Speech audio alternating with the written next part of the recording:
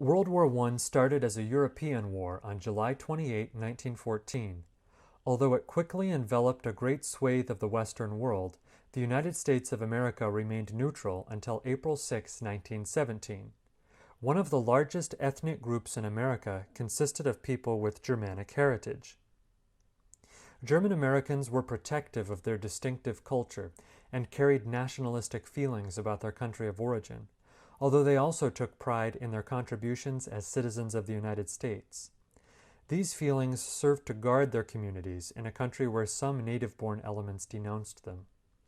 Yet these same feelings meant to preserve their ethnic identity also incited rising anti-German sentiment as America drew ever closer to war. When America entered World War I on the side of the Allies, German Americans overwhelmingly supported the U.S. and the Allied war effort, but suspicions and ill treatment by other Americans made traditional German ways of life difficult to maintain in the United States. German American settlement patterns and the persistence of their cultural identity had helped to otherize Germans in America by the eve of World War I. Most of the Germans who came to America entered through chain migration practices.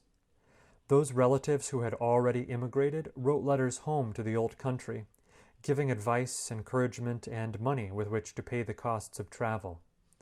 In America, there were ready-made German-American communities, well-stocked with extended family, shelter, German foods, churches, newspapers, jobs, farmland, and a charitable safety net. Pictured here is Ephrata, Pennsylvania, one such town that looks as though it is a village in Germany, but is actually a transplanted community in America.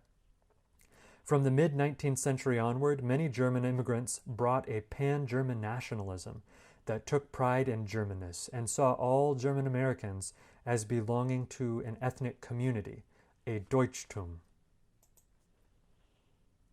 German Americans did not simply maintain a pristine, monolithic Germanic culture from the fatherland, however. There was a middle ground where incoming Germans melded with and borrowed from non-Germans, as well as other types of Germans, and where Germans influenced the culture of non-Germans.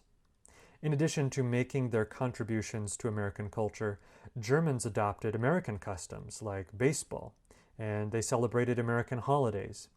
Seen here is a German Thanksgiving festival taking place in New York City in 1859.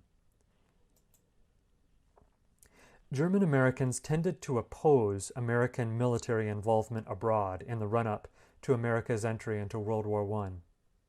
Pictured is a button praising President Wilson's determination to keep America out of the war, which was actually a campaign point for Wilson in 1916. German American newspapers and ethnic organizations vocally encouraged this neutrality. In the early years, before American entry into the war, German Americans brazenly showed their solidarity with Germany in the war. They raised money to support German war victims, promoted German culture, and some even migrated back to Germany to fight for the Kaiser. Germany's resumption of unrestricted submarine warfare raised the ire of Americans towards Germany, and the sinking of the Lusitania in particular traumatized a German America that up until then had been relatively supportive of the fatherland. As tensions boiled, a week before the revelation of the Zimmermann telegram, a newspaper in a small, heavily German Midwestern town printed an editorial stating, "The break with Germany is being looked upon with deepest concern. What the outcome will be, no one knows. Many millions of Americans of German blood are contemplating with indescribable horror the idea of war with their brothers, cousins, or other close relatives across the sea. Friends to both sides of this terrible conflict must nurse their feelings to themselves. It is no time to argue the right or wrong of the policies that are being pursued by our government.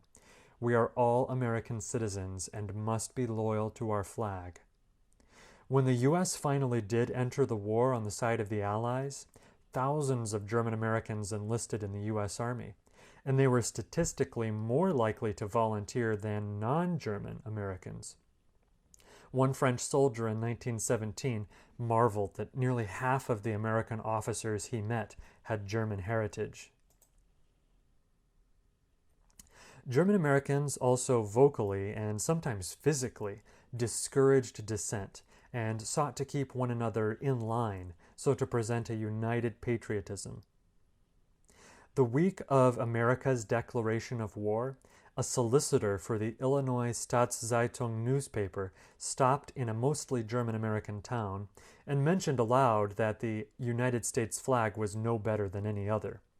German-American townspeople responded by taking him out into the street, forcing him to salute the large American flag that they had suspended over Main Street, and then inducing him to leave town on the next available train. Although German Americans were ready to denounce any allegiance to the German government, they were not so ready to abandon their German language.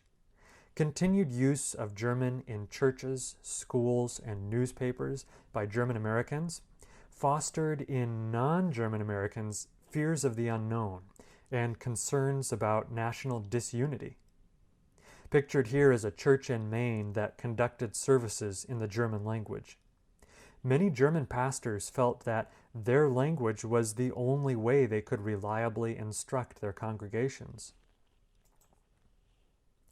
Non-German Americans during World War I used government and authority structures to break up the cohesion and influence of German American communities. Iowa's governor in 1918 issued the Babel Proclamation, banning any non-English languages from being spoken anywhere in the state during the duration of the war, since they, whether German, Danish, Dutch, Swedish, were all considered a medium of German propaganda. German Americans in many states faced political discrimination, verbal abuse, property destruction, invasions of privacy, and violence, sometimes at the hands of zealous fellow German Americans. The unfriendly treatment of German Americans by other Americans during World War I was largely a consequence of German Americans' previous centuries of maintaining culturally distinct communities and identities. Although not all Germans were the same, and although Germans and non-Germans influenced each other in the American melting pot, the German language served as a separating mechanism that made German Americans seem like others.